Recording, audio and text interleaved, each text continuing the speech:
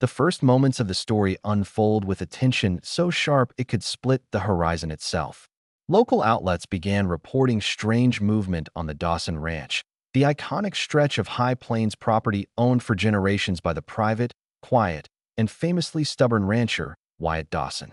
What happened on that land, according to early interviews and eyewitness accounts, would challenge everything people believed about the man and everything one woman believed about men altogether. She had arrived on the ranch expecting another negotiation, another predictable clash of wills, another encounter where she would be talked over, dismissed, outmaneuvered, or politely brushed aside, just as she had been in boardrooms, courthouse halls, and property deals her entire professional life. The woman, identified in reports as Elena Hart, was known for her sharp analytical mind, structured professionalism, and relentless capacity to remain controlled even in confrontational environments. She had come to the ranch with documents, maps, legal notes, and the confidence of someone who had faced down entire corporations before breakfast. She didn't expect the man at the center of this conflict to rewrite every expectation in the span of one conversation. The early briefing from investigators offered a sequence that started far more ordinarily than it ended. Elena had been sent to inform Wyatt of an upcoming land reassessment and to request cooperation in a dispute involving water rights. It was routine work, the kind she could perform with her hands tied behind her back. But reports suggest she did not expect Wyatt to respond with a low, steady command that cut through her prepared script. Asterisk, you're going to listen to me, Elena. Asterisk, according to her later statement, the words did not come from dominance, aggression, or arrogance, traits she had come to expect from men who raised their voices simply to hear themselves speak.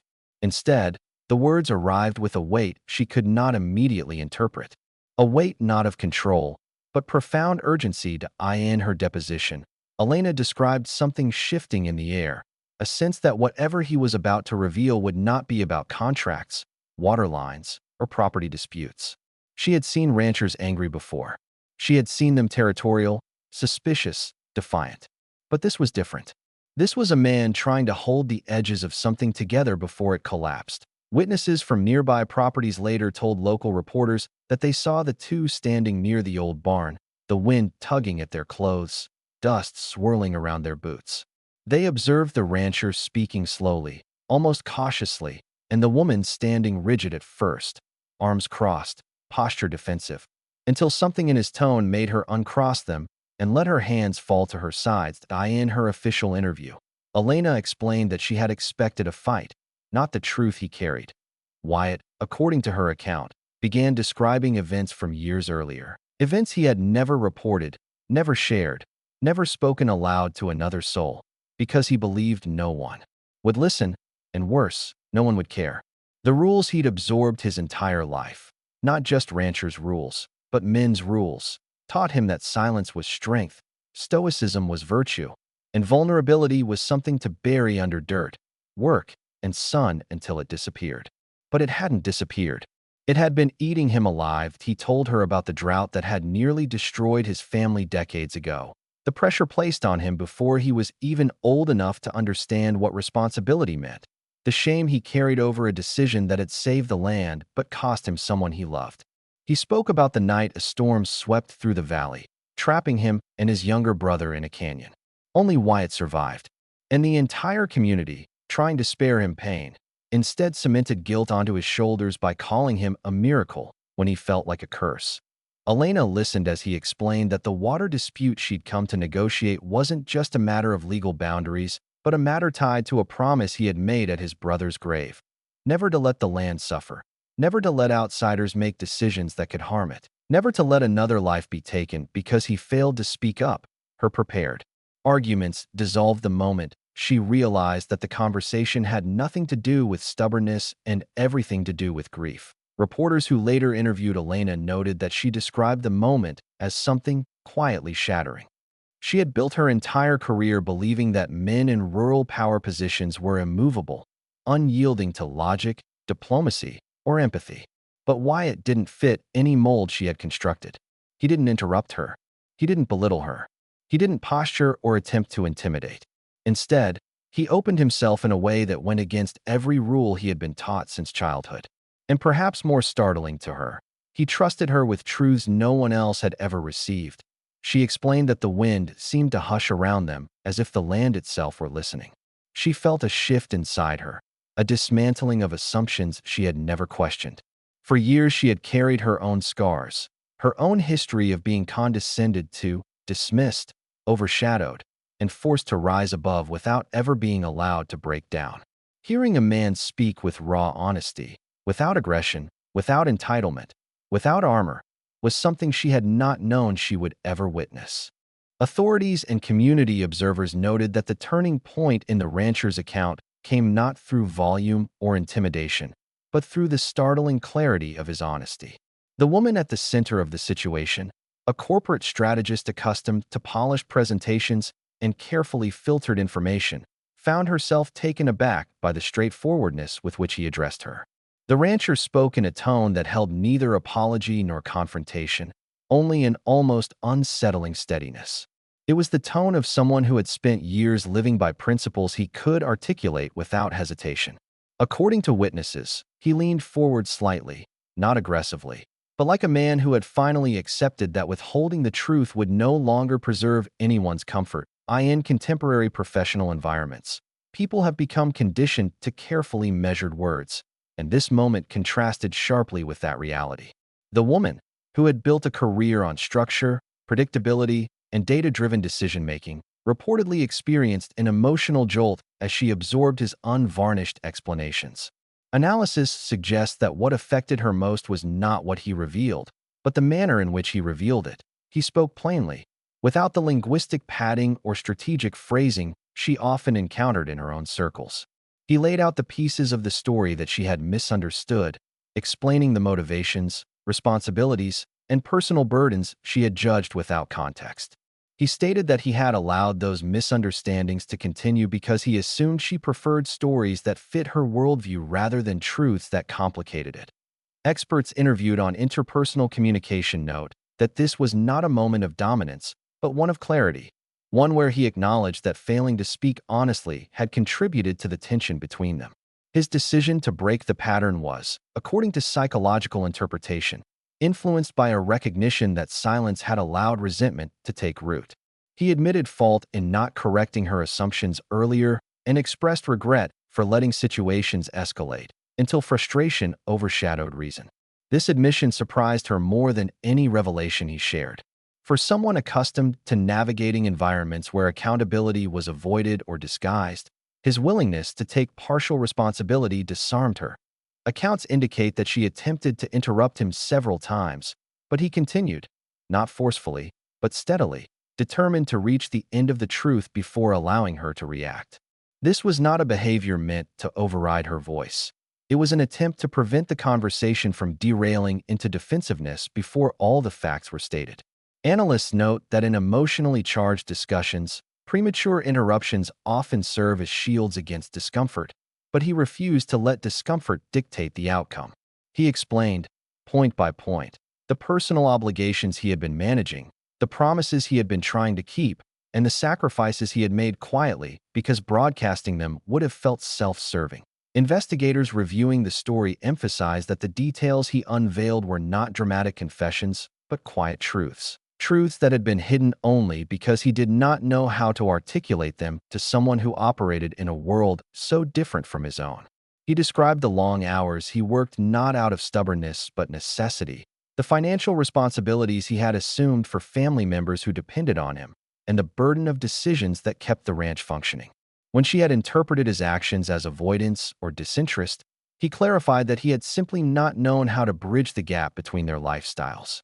Her assumptions, though harsh, had been based on incomplete information, and he acknowledged that he had unintentionally contributed to that lack of clarity. Observers remarked that her expression shifted gradually as he continued, moving from skepticism to confusion to something closer to recognition. The realization that she had built entire arguments against him using only fragments of truth was not easy for her to accept. The rancher's explanation dismantled those arguments, not through emotional appeals, but through facts delivered with unwavering sincerity. His lived experience, shaped by land, labor, and family obligation, did not fit the narrative she had constructed. She began to understand that she had been evaluating him through the lens of her own world, a world of structured schedules and predictable outcomes, without considering that unpredictability governed nearly every aspect of his. His revelations extended into the emotional territory she had never anticipated. He explained that he had tried, unsuccessfully, to communicate his concerns in softer ways, hoping she would infer the meaning behind his actions. But he underestimated how differently their backgrounds shaped their communication styles. She interpreted silence as indifference, while he believed silence communicated respect or restraint. According to relationship communication specialists, such mismatches are among the most common causes of interpersonal tension, especially when neither party recognizes the discrepancy until late in the conflict. He stated openly that he valued her, not for her success or status, but for the straightforward qualities she possessed beneath the polished exterior. This admission was not romanticized but factual, spoken as part of the larger truth he had promised to deliver. She appeared visibly overwhelmed by the idea that someone had seen past her professional persona without demanding that she abandon it. Her success, often a point of intimidation for others, had never seemed to unsettle him. Instead, he regarded it as an admirable extension of who she was. However, he clarified that he could not navigate their interactions if she refused to recognize the reality of his responsibilities and constraints. Legal analysts reviewing the story noted that the rancher's statements demonstrated a strong sense of moral consistency. He did not attempt to prove himself superior or frame her as unreasonable. He only sought acknowledgement that both had acted based on incomplete perspectives. His calm delivery reflected someone accustomed to solving problems through persistence rather than emotional negotiation. This demeanor, paired with his honesty, created an unexpectedly constructive environment for resolution. The woman, confronted with truths she could not easily dismiss, found herself reevaluating her assumptions. Her highly analytical nature, which typically served her well in corporate environments, became a tool of self-examination. She began tracing the origin of each assumption she had formed about him and comparing it against the information he had just revealed. The discrepancies were stark. She realized she had unknowingly projected her fears, insecurities, and rigid expectations onto someone who had been navigating challenges she had never taken the time to understand. Psychologists assessing the behavioral patterns in this exchange explained that transformative moments often emerge from the collapse of false narratives. Once her narrative dissolved, she found herself in unfamiliar emotional terrain, where certainty no longer guided her reactions. Instead, she was left with humility, curiosity, and a dawning recognition that she had underestimated someone who had never underestimated her. His final revelation, according to the account, involved a promise he had made long before she entered the picture, a promise tied to loyalty, responsibility, and moral duty. He admitted he had feared she would judge or misunderstand this promise, and so he had avoided explaining it. By withholding it, he had unintentionally created a veil of mystery around his actions, and that mystery had fueled her doubts. When he finally disclosed it, she understood why he had acted as he did and why judgment had never been a fair response. The moment ended not with dramatic declarations, but with quiet contemplation. She did not apologize immediately, nor did he ask her to. What developed instead was a pause, one thick with the recognition that honesty, even when difficult, had the power to shift the foundation of their understanding. Analysts agree that this shift formed the essential groundwork for whatever would follow next. The story opens with a tension that feels almost electric, the kind reporters describe as palpable in the room before anyone even speaks. It began on a quiet western morning when a journalist from a regional newspaper arrived at Blue Canyon Ranch to investigate a series of unusual community reports about a reclusive rancher and the unexpected visitor who had altered his solitary routine. Locals whispered about a woman whose presence had stirred old rumors and unsettled long-standing assumptions about the man who, until recently, had lived a life shaped by silence, scars, and unspoken principles. The journalist had been warned that this rancher wasn't one for conversation, that he avoided social gatherings and rarely spoke to anyone unless absolutely necessary. But the moment the reporter arrived, the air carried an impression that something significant had happened. something powerful enough to overturn assumptions even about a man known for living by his own ironclad rules. People from the nearest town said that the rancher had always been the kind of man who stood firm on boundaries no one dared cross. He had a reputation for honesty, toughness, and a strict adherence to values he didn't bend for anyone. Some said he had once been different, friendlier, and open, but life had hardened him after the kind of heartbreak that people in quiet towns avoid speaking about too loudly. The ranch itself reflected something of his inner world, vast and beautiful, but carrying echoes of loneliness. Reporters had always found him elusive. Ranch hands said he preferred horses to people, and even they knew better than to ask too many questions. But something had changed recently, so dramatically that residents whispered about a storm that had hit the ranch long before weather reports mentioned anything of the sort. The journalist's first impression was that the rancher looked like a man carved from the land he lived on, weather-toughened skin, eyes sharp as the edge of a shovel, boots worn from years of riding terrain most people wouldn't survive for an hour. Yet there was something else about him now, some shift in the way he carried his shoulders, a quiet intensity beneath the surface. Not softer, never softer, but different, like he'd been forced to look at something he'd spent years trying not to see. When asked why the community had suddenly become interested in his private affairs, he didn't answer at first. Instead, he studied the reporter with a gaze that carried the weight of a man deciding whether to tell the truth or remain silent.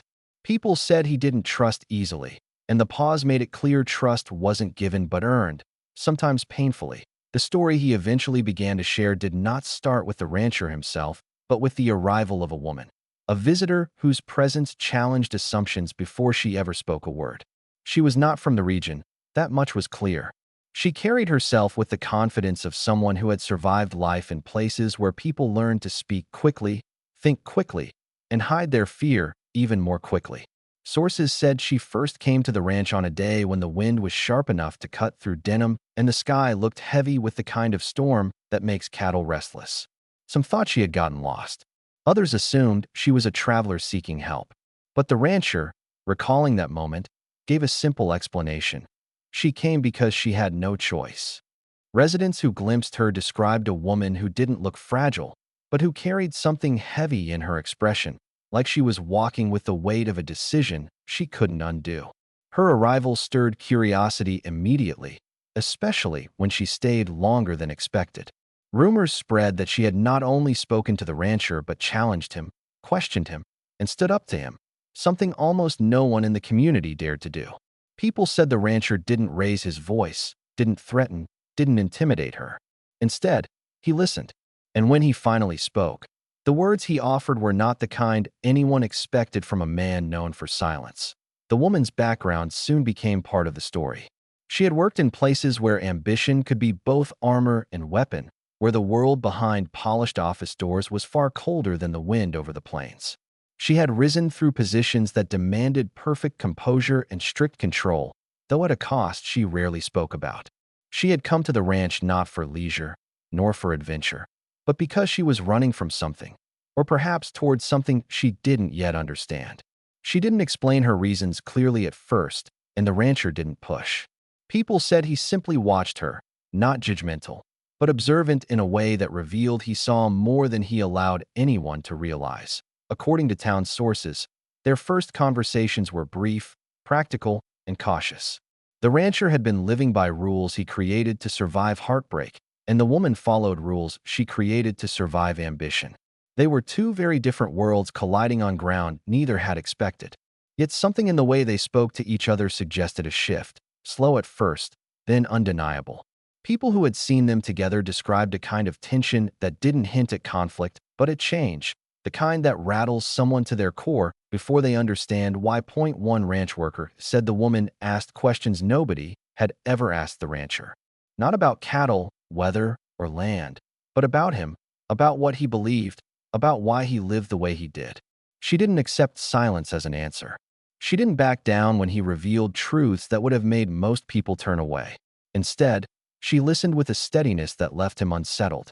It was as though she saw the man beneath the scars before he was ready to be seen. The rancher admitted to the reporter that he resisted her presence at first. Not with anger, but with distance. Distance was how he protected himself. But the woman didn't react the way people usually did when he withdrew. She didn't shrink back, didn't apologize, didn't try to soften herself to make him comfortable. Instead, she matched his seriousness with her own and challenged him with a voice that carried strength he didn't expect. It wasn't defiance. It wasn't arrogance. It was honesty, something he had long believed most people were too afraid to offer. Locals said the turning point happened during a conversation nobody overheard, but everyone felt afterward. A moment in which the rancher spoke words he had never said aloud. A moment in which the woman responded not with fear, not with judgment, but with a kind of fierce understanding that stripped away every rule he'd built his life upon. From that moment forward, the dynamic between them shifted from curiosity to something deeper, something powerful enough to rebuild a life or destroy it entirely.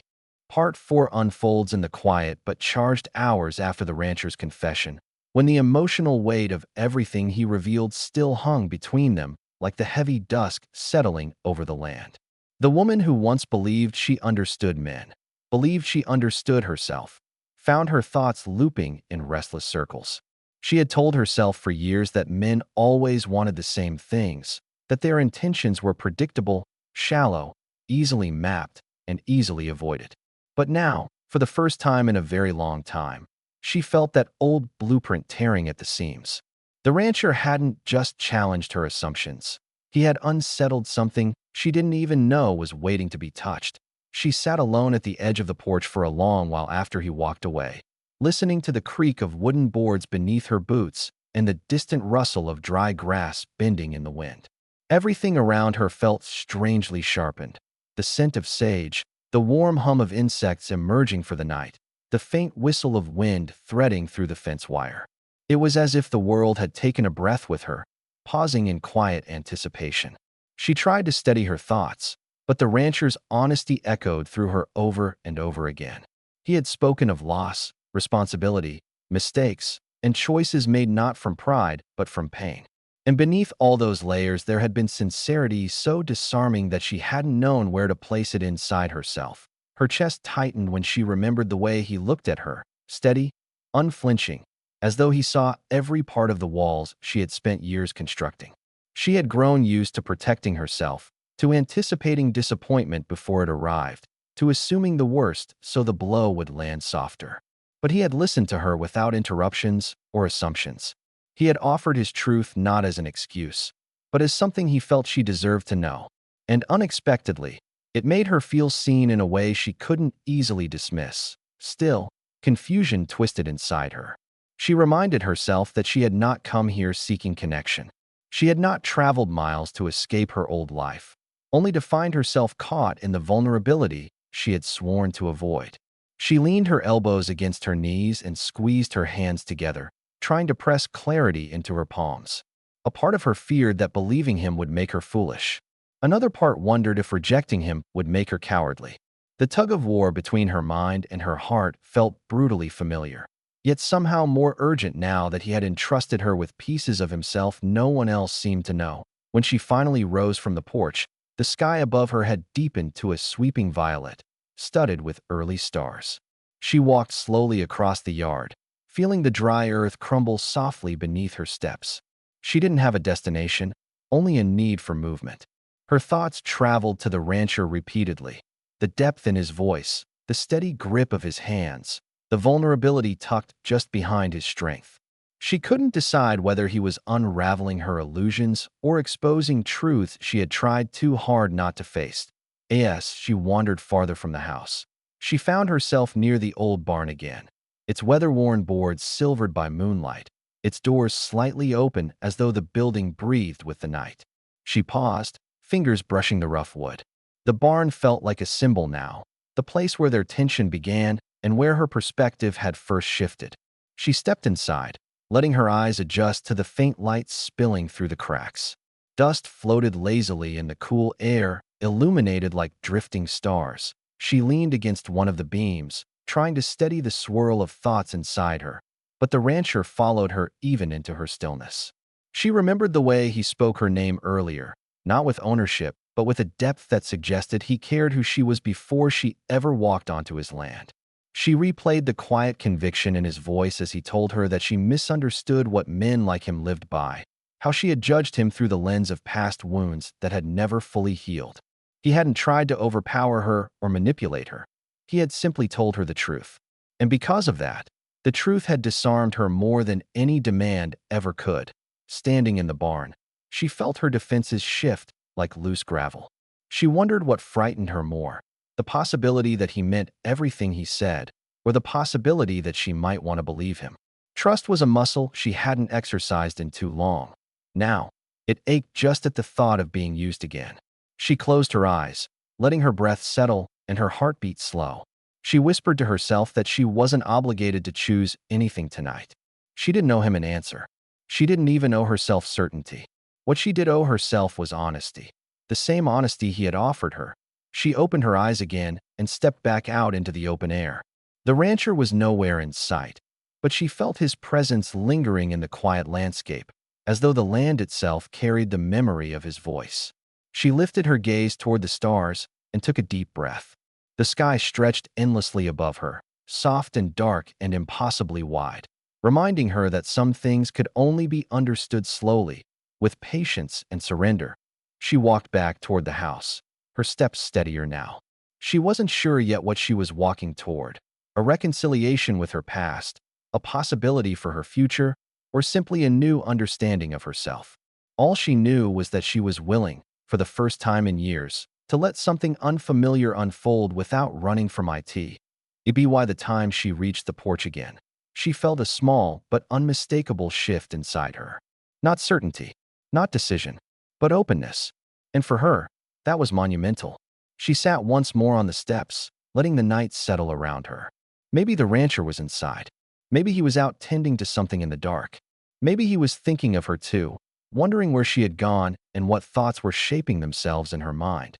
She didn't call out to him. She didn't need to. Tonight was not about action or confrontation. It was about allowing herself to sit with the truth she had been offered and the truth she was only beginning to uncover within herself. She wrapped her arms around her knees and stared out into the quiet land that had become more symbolic than she ever expected. This place wasn't just a refuge now. It was a turning point.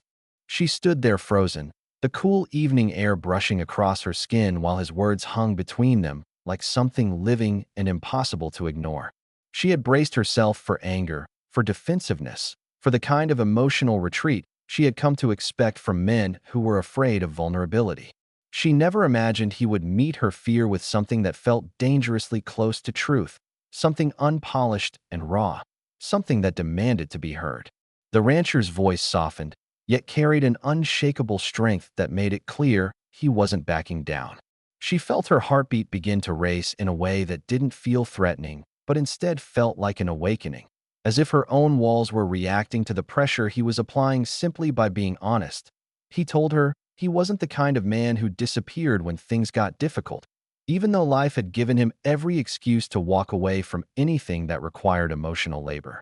He confessed that loss had carved out parts of him he hadn't even realized were missing until she arrived and unknowingly stepped into the hollow spaces with her questions, her stubborn courage, and her inability to pretend she didn't care.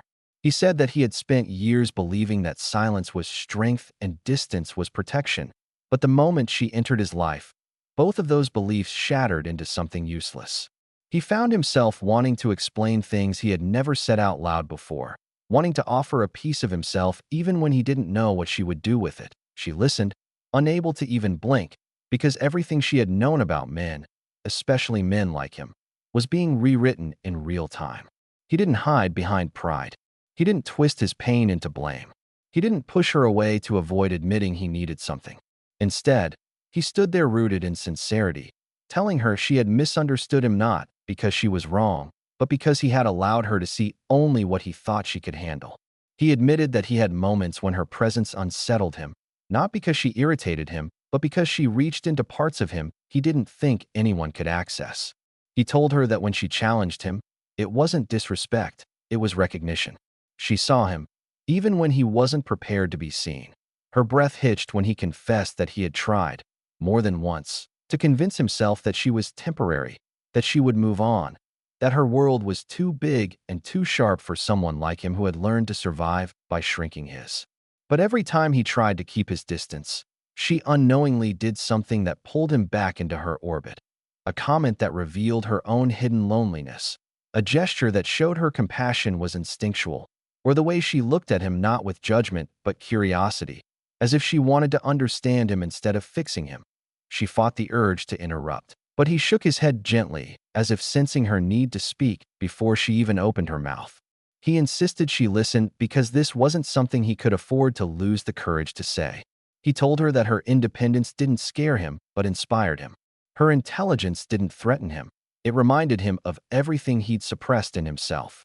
Her expectations weren't too high. They were exactly the standard he wanted to rise to. He admitted he had never believed he deserved a woman who didn't settle for the bare minimum. Yet here she was, expecting consistency, honesty, effort, and he found himself wanting to meet every single one of those demands, not because she required it, but because he finally wanted someone to see the good in him. Her throat tightened when he revealed the truth he had buried for years. That vulnerability wasn't weakness, and the idea that men should remain silent while breaking inside had ruined more lives than it ever protected. He didn't want to be another version of the men who pushed her away in her past, the ones who pretended they didn't feel things until the weight of the lies crushed the relationship beyond repair.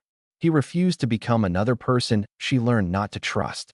She felt tears threaten, but she held them back because she sensed he wasn't done. He spoke of the loneliness that had shaped him, not as an excuse, but as a map of where he had been. Losing people had taught him to lock pieces of himself away, but meeting her had taught him that those same pieces were still alive, still capable of connection, still capable of wanting something he never allowed himself to imagine. Partnership without power games, intimacy without emotional withdrawal, affection without conditions. The way he said it made her chest ache, because it wasn't poetic or calculated. It was the kind of truth that comes only from someone who has run out of lies to protect themselves with. Then he told her the part that cracked her wide open. He said she scared him, not because she was difficult, but because she made him want more than his life had ever allowed him to hope for.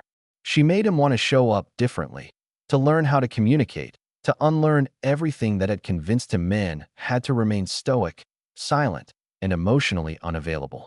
She made him want to be a man who didn't just love quietly, but loudly enough to be unmistakable. He said he wasn't promising perfection. He didn't believe in flawless relationships. What he believed in was effort, deliberate, conscious effort from both sides, and he was ready to bring his share of the work. By the time he grew silent, her pulse was thrumming at a rhythm she couldn't calm.